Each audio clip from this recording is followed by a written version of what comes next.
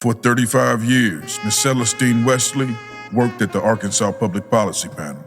She was our office manager, finance director, and the go-to person for any and everything we needed. She was also a mother, wife, grandmother, and great-grandmother. She was an avid reader, world traveler, longtime church clerk, and community servant. She was small in stature but held a big place in the hearts of everyone who had the pleasure of getting to know her before she passed in September of 2022. These are just a few recollections from those who knew and loved Miss Celestine.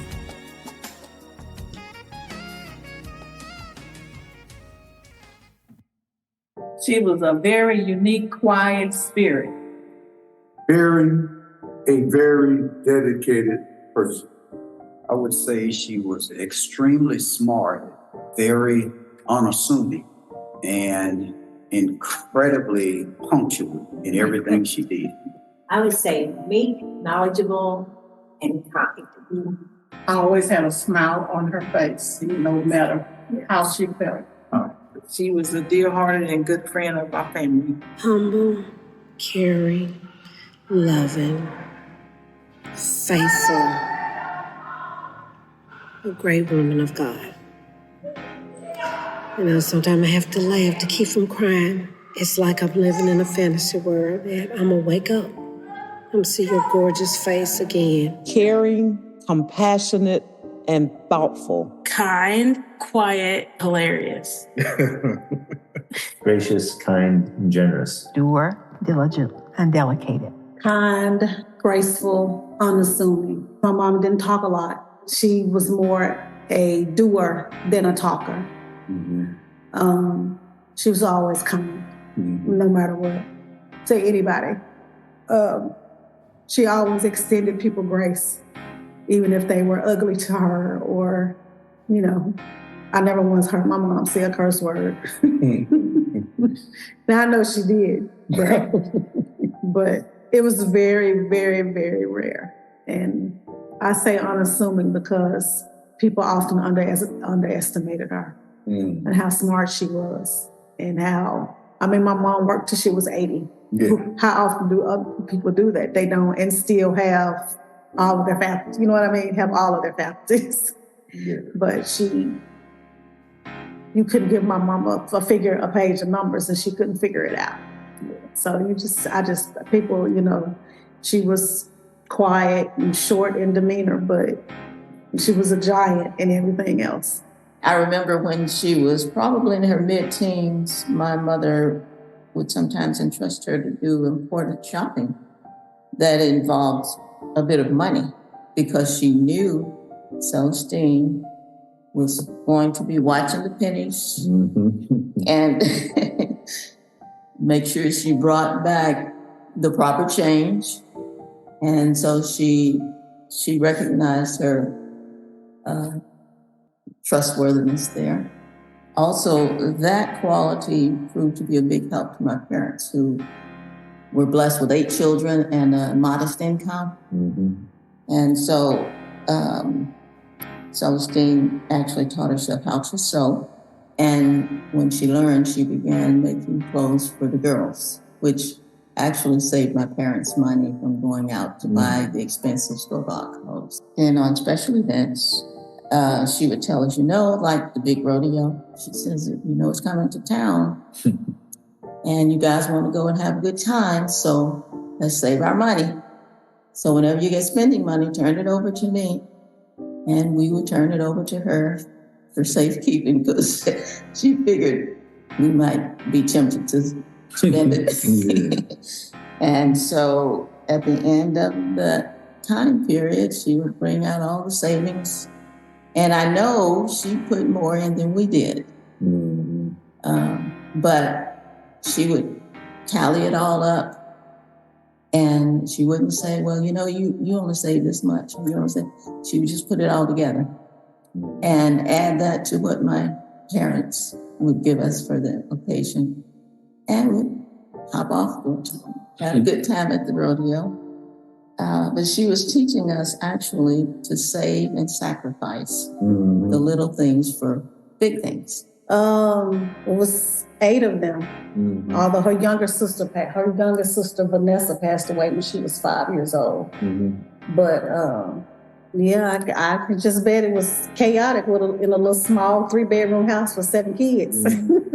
But they had a good time, and she was really close with all of her. She was close with all of her sisters and her brothers too. But she was really close with with her sisters.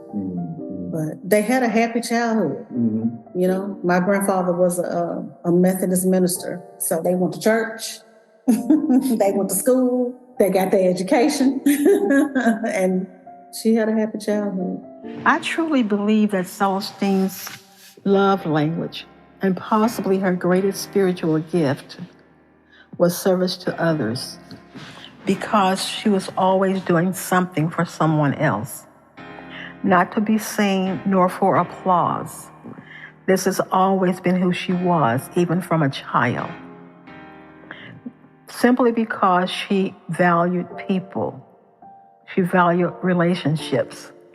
And those relationships, she strived for unity and peace. And this is a funny story. My mom would always have a habit of taking a book when she went in the restroom, and she would shut the door and she would just be in there. And I'd be like, why? What's taking you so long to get out the bathroom? But she literally just would be sitting there reading, you know? And one day she was reading a book, and I was like, what is this book about that you just cannot put down?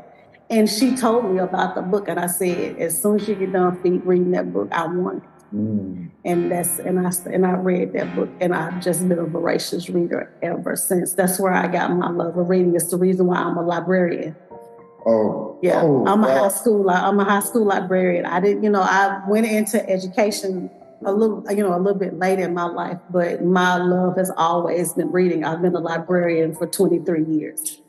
Wow. So it's one of the reasons why when I look at books, it reminds me of my mom. I get to sit in a room with books every single day for my job. I love my career. I love my job. And it's the reason why. It's because of her. And it's the love of reading. She would always encourage me. That was one thing about Miss Celestine. She would encourage me. She would always let me know that, you can always do this. Don't let nobody make you feel like you can't do what you need to do. She sent me a book of sermons, and I think it was sermons and inspirational readings in the mail. And it was something that her father had. And in it she wrote, she said, Dear Shirley, she said that I ran across this. I was going through some things because I remember she was remodeling her house, I think. And she said, I was going through some things and I found this and I thought about you. So I want you to have this. This belonged to my father. And that just touched me so much. And, that she wanted me to have something that belonged to her father. And I still got that. And I have preached sermons out of that book, out of that book that she gave me. And that really inspired me. She always encouraged me. I can remember her as during my childhood days. She was one of our babysitters. And she would come to our house and she told us one time, "Ooh, y'all some mean children."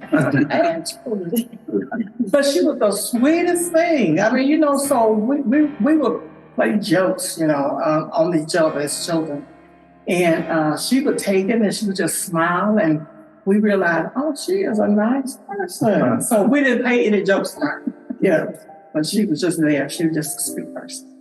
You could tell that family was important to her, in such an important way that it bled out into I guess her relationship with colleagues. So I remember her talking so fondly about her mother and her daughters and grandchildren, and then that warmth and kindness that she had towards them, I felt towards me as well.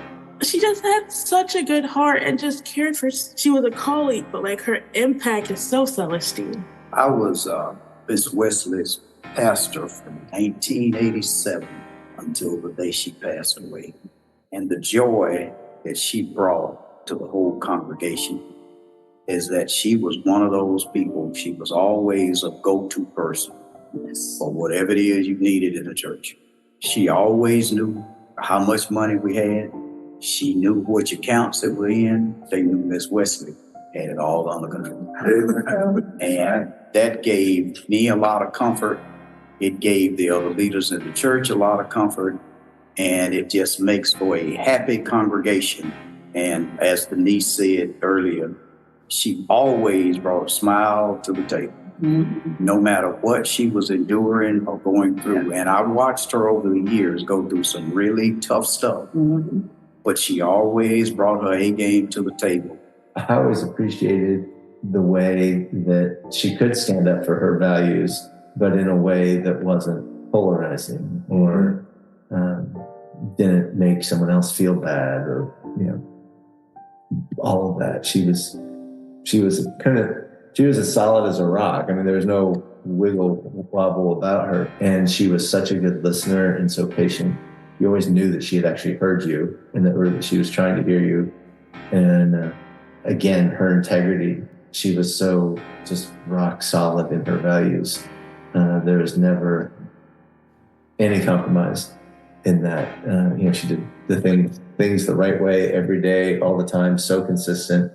And then her service. I mean, she gave so much to us here at the panel. She was so involved in her church. She was involved in, she was a donor to Heifer and other things.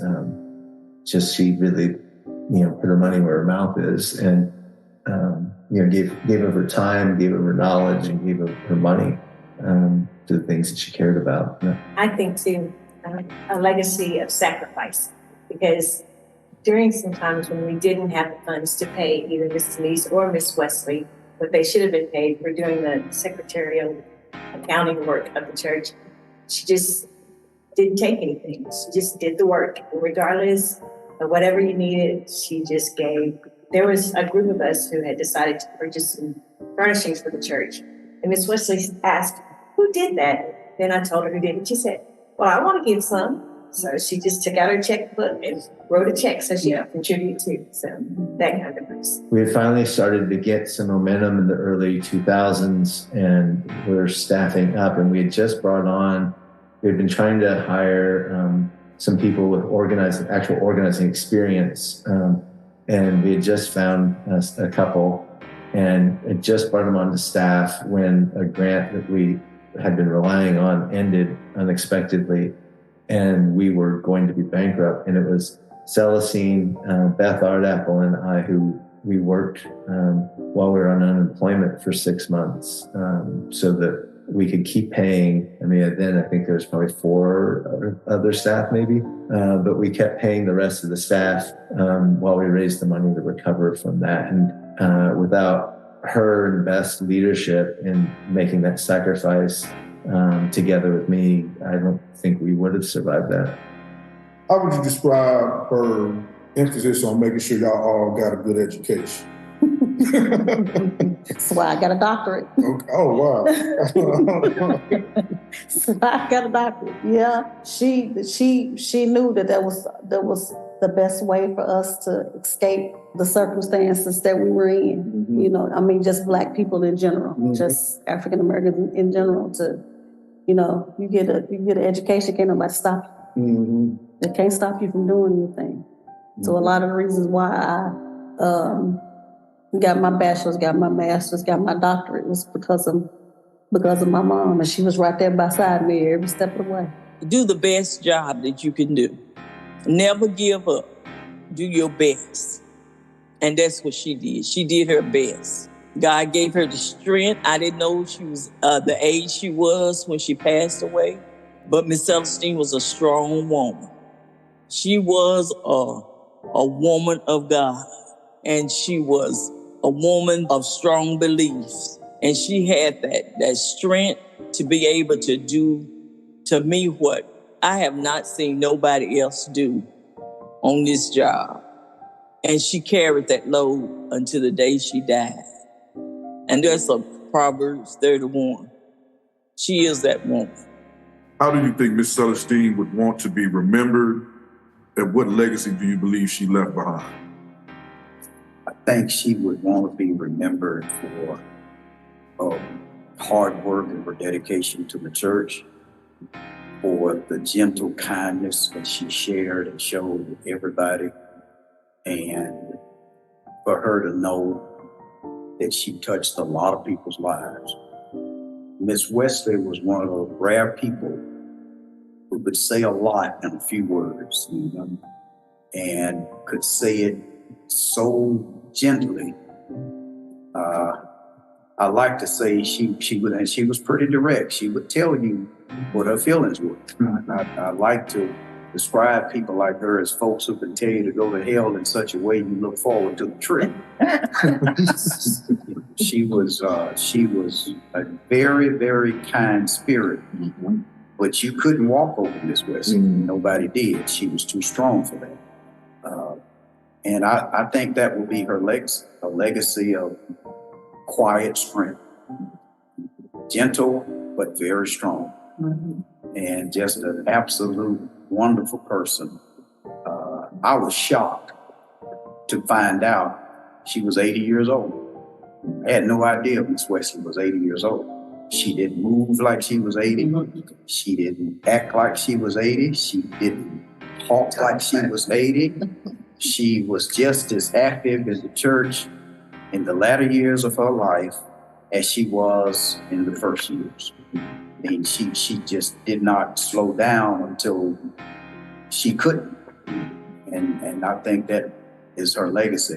I told her once, one of the wisest things I ever saw, her mother had turned 99.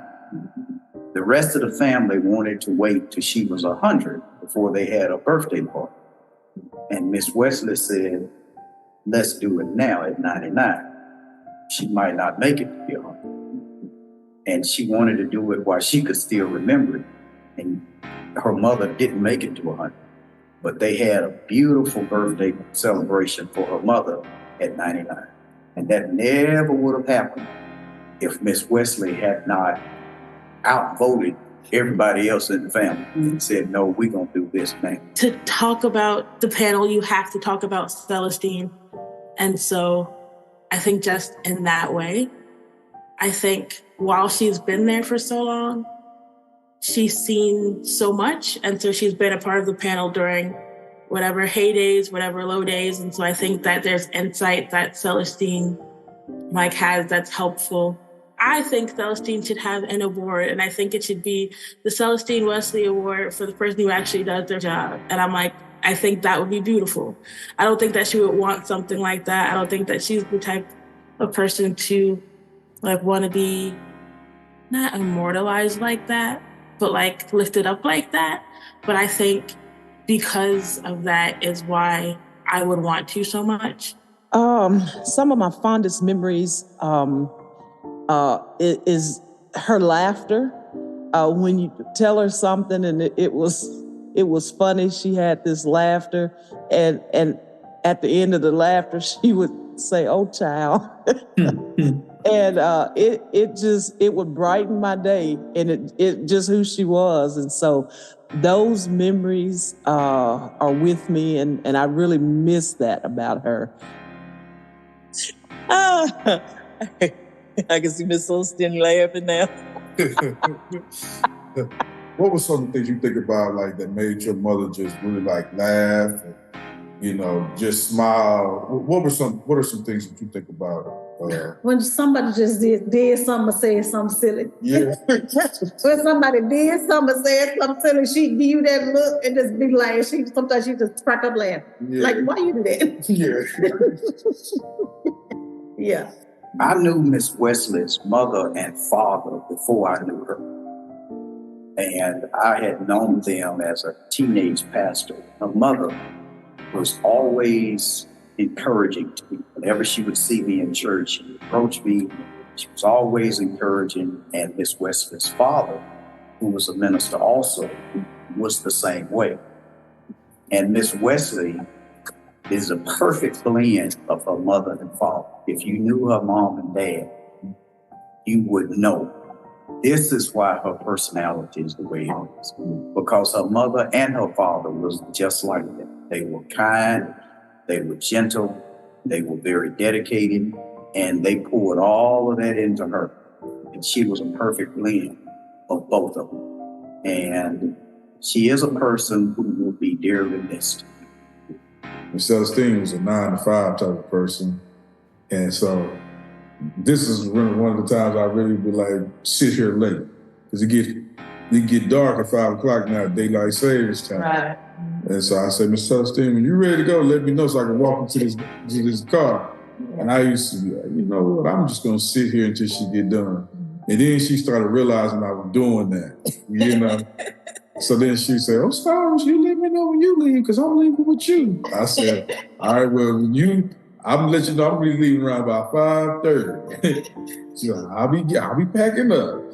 And she had a purse, 2 bags, her coat, everything. She was walking in here with 3 bags in her arm.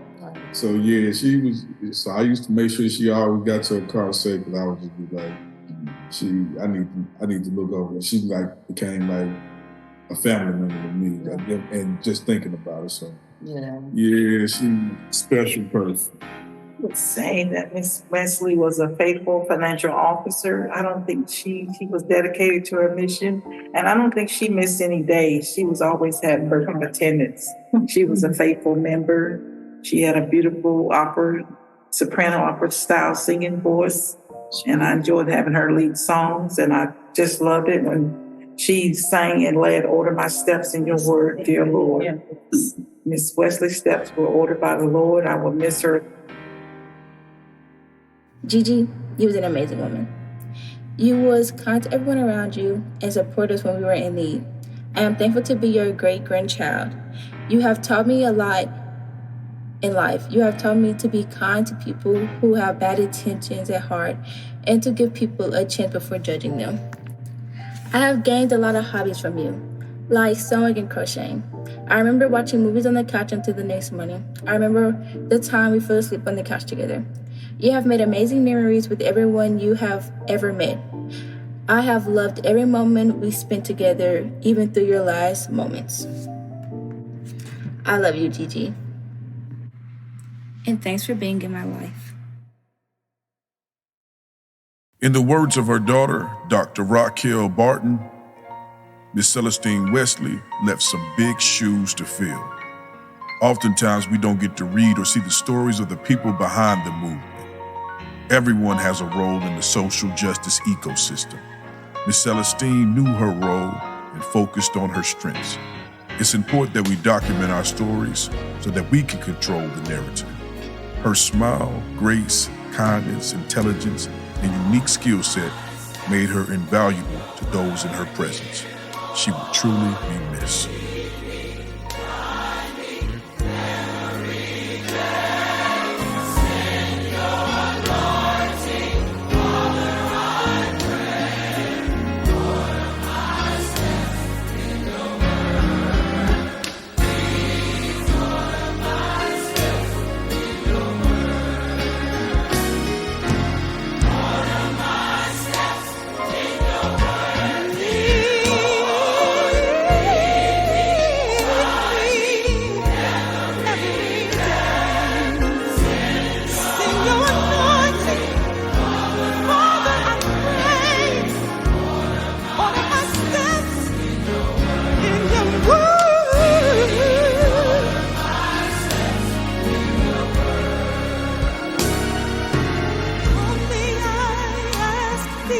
Teach me